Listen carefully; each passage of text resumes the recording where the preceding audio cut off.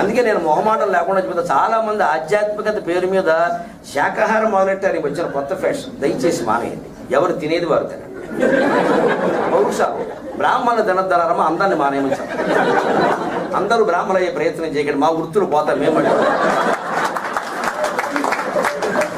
మీరు అందరూ మానేశారు, మా వాళ్ళు మొదలెట్టారు.